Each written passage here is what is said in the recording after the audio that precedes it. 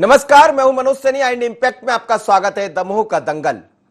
दमोह में आज मतदान हो रहा है। सुबह से मतदान की शुरुआत हुई है और अभी तक करीब 10% के आसपास मतदान हो चुका है। 22 उम्मीदवारों के भाग्य का फैसला आज ईवीएम में बंद हो जाएगा, लेकिन उससे पहले जो मतदान की शुरुआत हुई है उसको धीमी कहा जाएगा। लोग घरों से निकल रहे हैं, लेकिन कोविड का संकट वहां दिखाई दे रहा। 2,39,808 मतदाता करेंगे दमोह के भाग्य का फैसला, जिसमें भारतीय जनता पार्टी से राहुल लोधी है और कांग्रेस से अजय टंडन। राहुल लोधी पिछली दफा भारतीय जनता पार्टी में नहीं थे, कांग्रेस में थे, कांग्रेस से चुनाव जीते थे।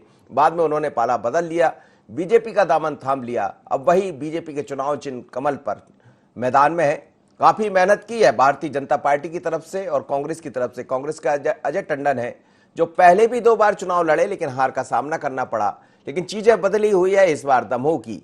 ये दमोह की कुछ ताजा तस्वीरें आपको दिखा देते हैं। लोग पहुंच रहे हैं, आने जाने को लेकर व्यवस्थाएं की गई है। कोरोना का संकट वहां दिखाई दे रहा है।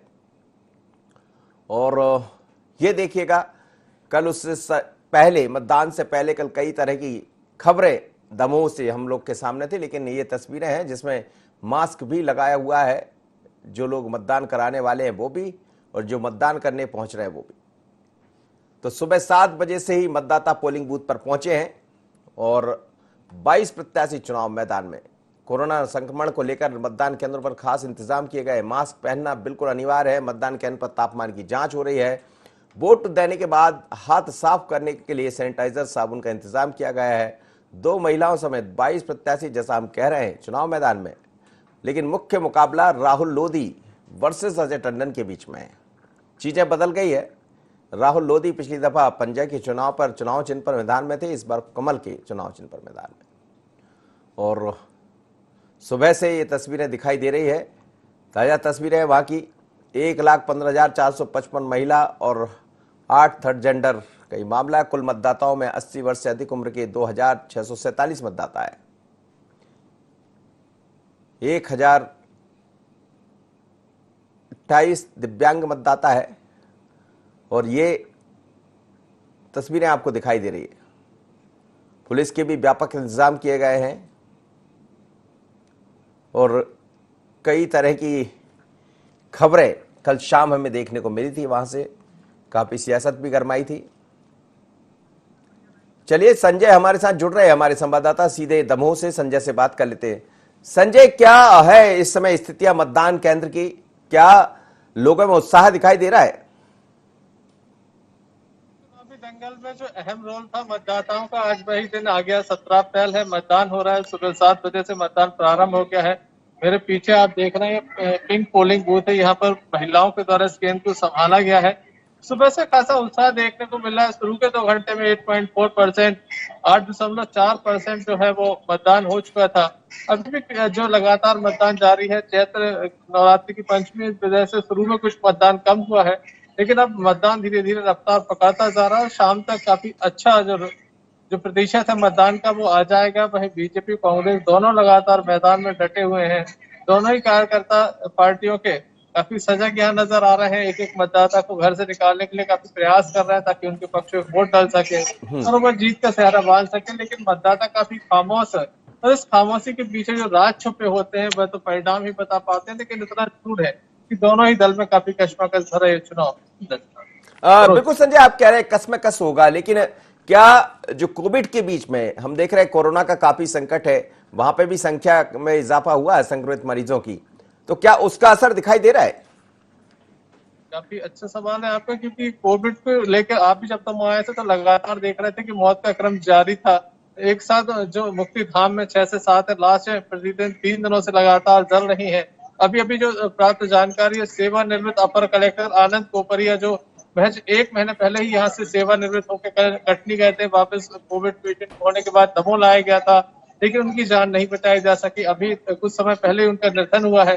जहां तक मतदान केंद्र की बात की जाए तो यहाँ तमाम जो कर्मचारी पीपीई किट पहन के बैठे हैं, 12 से 13 घंटे तक पीपीई किट पहन के बैठे रहना काफी मुसीबत भरा काम है, क्योंकि जिस तरह से पीपीई किट पहनने के बाद परेशानियां होती हैं, तो आप समझ सकते हैं कि वहाँ भी जो महिलाएं हैं या फिर कुछ तमाम मतदान कर्मियों की तरह से परेशानी है।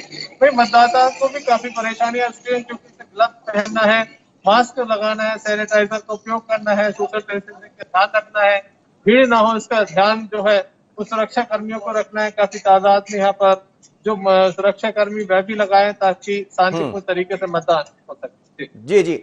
लेकिन लेकिन संजय, हम ये भी देख रहे थे कि राहुल लोधी और अजय टंडन के बीच में सीधा मुकाबला है, पर इस मुकाबले में कल कुछ दूसरी तरह की तस्वीरें भी सामने आई थी। तो क्या है, क्या ये मान के चला जाए कि इस बार का मुकाबला अंत तक मुकाबला ही कहलाएगा और जोरदार टक्कर है दोनों में? मनोज जी, दमोह में हमेशा ही जो चुनाव होता है बीजेपी कांग्रेस के बीच होता है और हर चुनाव में ऐसा कभी नहीं हुआ कि कोई विवाद ना हो।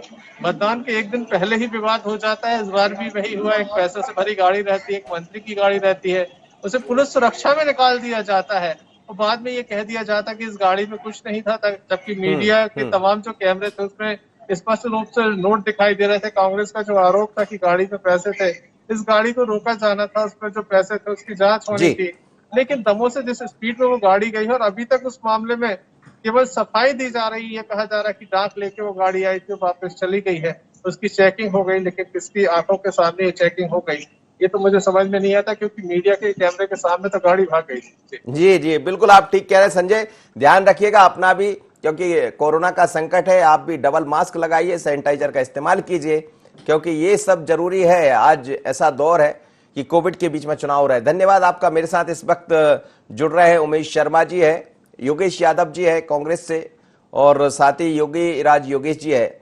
उमेश जी, ये चुनाव बहुत अलग है क्योंकि कोविड के बीच में हो रहा। कोविड पहले भी था जब 28 उपचुनाव हुए, लेकिन इस बार का कोविड भयावह है और हम देख रहे हैं। और आप तो फिर इंदौर में बैठे हैं।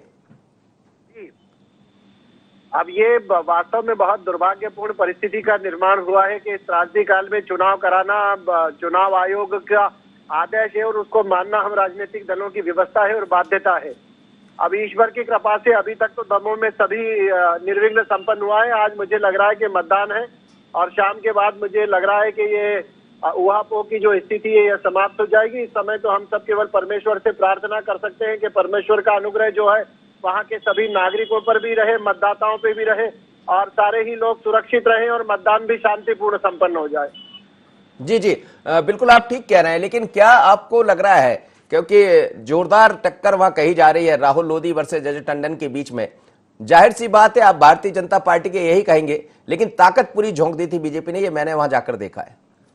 नहीं, निश्चित रूप से केवल दमोह चुनाव की बात नहीं है। कोई भी चुनाव होता है उसमें टक्कर कांटे की होती है। दोनों राष्ट्रीय राजनीतिक दल है और मध्य प्रदेश में दोनों ही पार्टी का अपना जनाधार है और दोनों ही पार्टी के प्रति स्नेह भाव रखने वाले मतदाताओं का एक निर्धारित प्रतिशत भी है। और मुझे लग रहा है कि कोई भी चुनाव होगा, उपचुनाव हो या चुनाव हो, चूंकि दोनों राष्ट्रीय राजनीतिक पार्टियां हैं तो कश्मकश और बराबर की टक्कर तो हमेशा रहती है। और ये लोकतंत्र की पावनता है कि अंतिम निर्णय जो है वो जनता के हाथ में होता है और जनादेश वो किसके पक्ष में देगी ये मतदाता का विशेष अधिकार है। हम भी प्रार्थना कर सकते हैं, कांग्रेस के मित्र भी प्रार्थना कर सकते हैं। अंतिम निर्णय और आशीर्वाद देना जनता के हाथ में है, मतदाता के हाथ में है। बिल्कुल ठीक आप कह रहे हैं। योगेश यादव जी, क्या कहेंगे? जनता के हाथ में होता है, ये बात सच है, चुनाव होते ही इसलिए है, लेकिन आपके लिए भी बड़ा महत्वपूर्ण है दमोह। देखिए मनोज जी, ये जो इलेक्शन है ये मतदाताओं के प्रतिकार के भाव का प्रतीक बनेगा। राहुल लोधी के द्वारा मतदाताओं से दिए गए धोखे के विरुद्ध ये एक शंखनाद होगा और जवाब रहेगा, प्रतिकार। और प्रजातंत्र में ये होना भी चाहिए। एक मौका जरूर आता है कि आप कितनी भी चौसर की चालें चल ले, अंततः आपको मतदाताओं के समक्ष मतदाता जो देवता होता है वही अंतिम फैसले लेता है।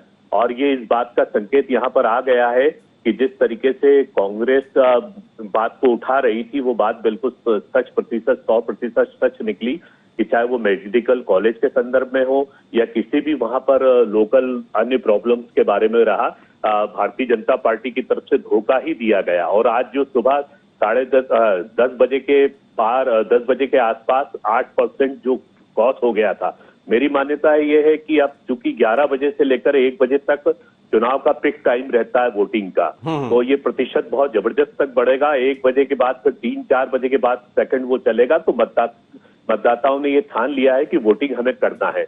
और निश्चित ये उमेश जी की ये बात का मैं समर्थन करता हूं कि दोनों ही राजनीतिक दल हैं लेकिन इस राजनीतिक दल के बीच में ही फैसला होगा। उन्होंने अच्छी मान्यता प्रदान की है, उनको साधुवाद उनके बड़प्पन को, लेकिन साथ ही साथ मैं ये बात को भी जरूर जोड़ूंगा कि जो आज भारतीय जनता पार्टी के, चाहे वो मुख्यमंत्री जी हो, चाहे स्वास्थ्य मंत्री जी हो, यदि वो फ्री हो जाते हैं, यदि अपना चुनाव का जो उनका एक जो आखिरी अंतिम लक्ष्य था दमोह दमोह दमोह, यदि वो दमोह से मुक्त होते हैं तो कृपया मध्य प्रदेश की तरफ देखें, त्राही त्राही को देखें और जलती हुई शमशान पर लाशों को देखें।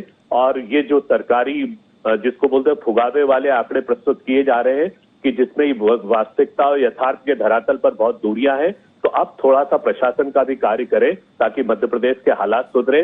जनता ने अपना फैसला तय कर लिया है, मतदाता घर बाहर निकल कर जा रहा है और फैसला निश्चय ही होगा। कांग्रेस के कार्यकर्ता ने मेहनत की है, आज भी वो डटा हुआ है और अपनी शालीनता से, अपनी गंभीरता से। चलिए, बिल्कुल आप ठीक कह रहे हैं। खैर, सभी अपने अपने दल की बात करेंगे। योगेश यादव, माफ करिएगा, योगीराज योगेश जी मेरे साथ जुड़े हैं।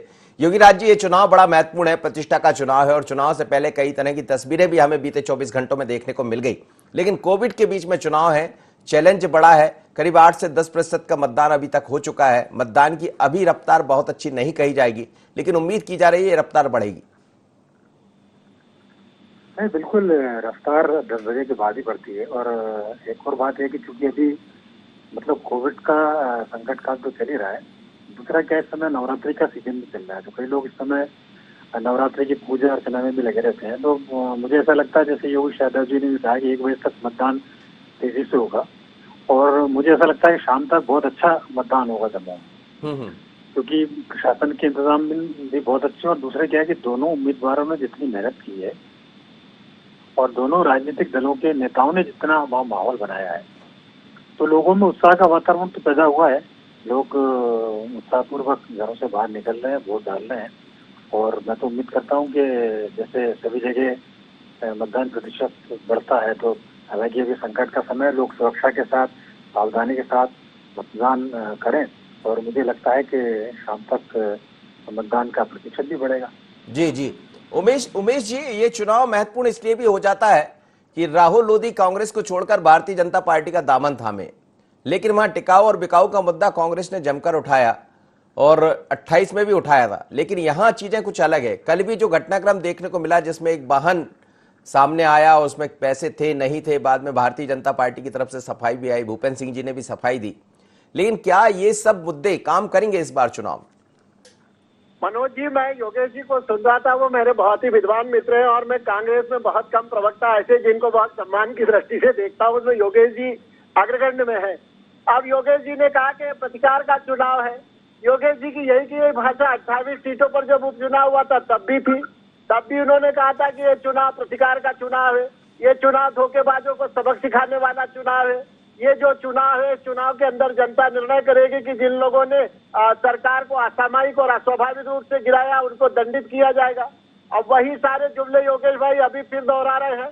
ये चुनाव बिल्कुल पारदर्शिता के साथ, मैं आपको बताना चाहता हूं कि जब परिणाम आएगा, जैसे बाकी 28 उपचुनाव में भारतीय जनता पार्टी ने बहुमत प्राप्त करा था, ऐसे ही दमोह की सीट पर भी भारतीय जनता पार्टी निर्णायक विजय प्राप्त करेगी। ये तो योगेश जी की बात का उत्तर हुआ जी। एक प्रश्न आपने करा था मनोज जी, आपने कहा था कि कल एक गाड़ी वाला विषय आया था, ना तो वहाँ कोई रुपए की जब्ती हुई है, ना कोई वहाँ बरामदगी हुई है।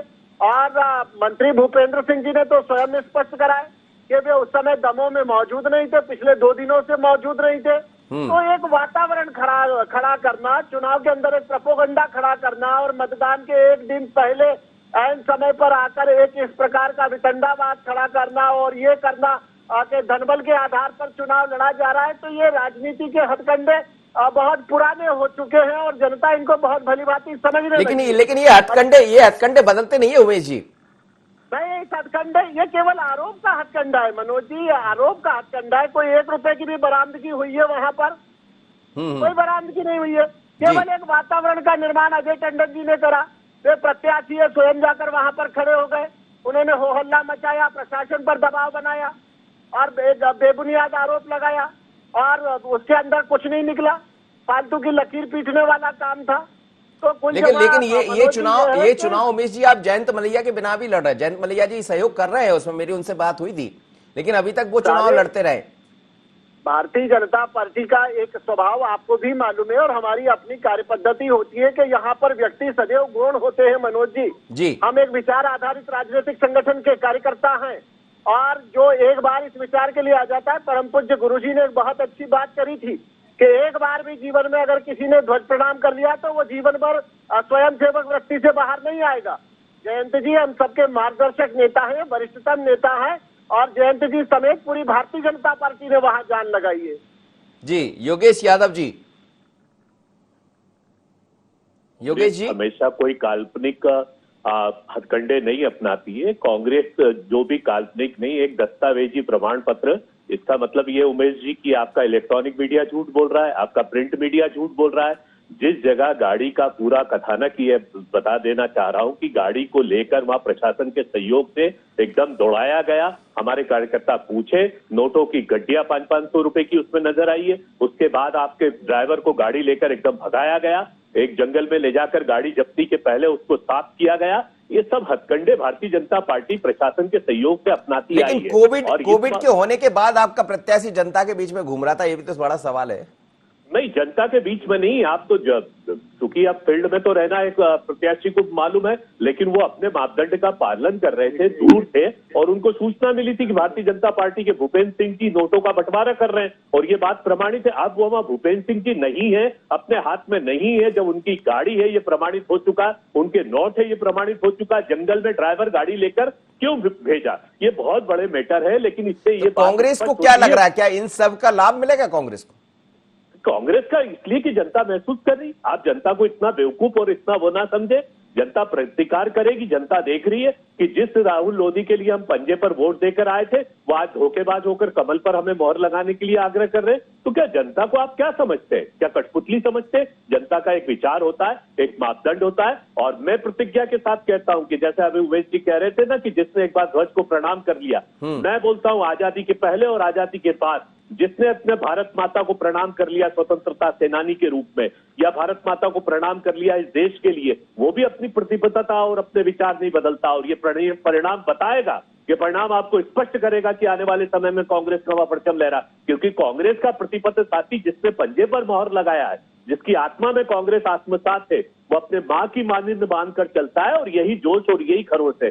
साधनों का वो नहीं, ये प्रशासन पूरा सहयोग कर रहा है। ये क्यों गाड़ी को भगाया गया, उस ड्राइवर को क्यों भगाया गया, ये प्रश्न उत्पन्न होता है कि नहीं? आपको गाड़ी को रोक के रखना था, ड्राइवर लेकर भागा और प्रशासन ने डंडे फटकार कर कार्यकर्ताओं को अलग हटाया और गाड़ी को निकाला। प्रशासन का सहयोग है कि नहीं है, ये बहुत महत्वपूर्ण प्रश्न है। चलिए मैं जवाब लूंगा, मैं उनसे जवाब लूंगा। योगेश जी, योगेश जी, दोनों का आप सुन रहे हैं, ये चुनाव बहुत अलग है। ये पहली बार ऐसा देखने को मिलेगा लंबे अरसे के बाद जब मलैया परिवार से कोई नहीं है, राहुल लोधी चुनाव मैदान में भारतीय जनता पार्टी की तरफ से।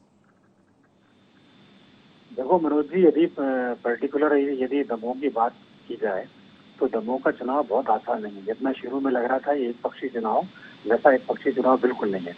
और दूसरी बात, आमतौर पर यह कहा जाता है कि उपचुनाव अधिकांशतः सत्ता पक्ष के समर्थन में जाते हैं, लेकिन जिस तरीके का माहौल दमोह में क्रिएट हुआ है, और आप इस बात से अंदाज लगाइए कि बीजेपी ने लोकल लीडर से छोड़िए 1 दर्जन से ज्यादा मंत्री प्रदेश शासन के लगे हुए हैं और कमी पड़ी तो 2 केंद्रीय मंत्री भी वहाँ, प्रहलाद पटेल, नरेंद्र सिंह तोमर, तमाम तरह के लोग वहाँ लगे हुए हैं। और जो प्रदेश अध्यक्ष हैं बीजेपी के, वो तो लगातार वहाँ डेरा डाले हुए हैं। अब आप मुझे ये बताइए कि ऐसा क्या है, ऐसी मतलब दमोह में इतना क्या हो गया कितने सारे आपको लोग लगाने पड़ रहा है? इसका जवाब हालांकि बीजेपी के प्रवक्ता बहुत अच्छे से दे पाएंगे, लेकिन ये सिचुएशन इतनी आसान नहीं है। पहले मैं भी वहाँ था तो मुझे लगा था कि बहुत एक तरफा फाइट होगी, लेकिन जिस तरीके का ये चुनाव बढ़ रहा है, मैं दावे से कह सकता हूँ यदि 25,000 से ज्यादा से वोट की विजय होती है बीजेपी तो उसको विजय माना जाएगा। और नहीं तो इतनी फौज फटाकर लगाने के बावजूद यदि आपकी कम वोटों से वोट हुई तो एक तरह से ये हार है।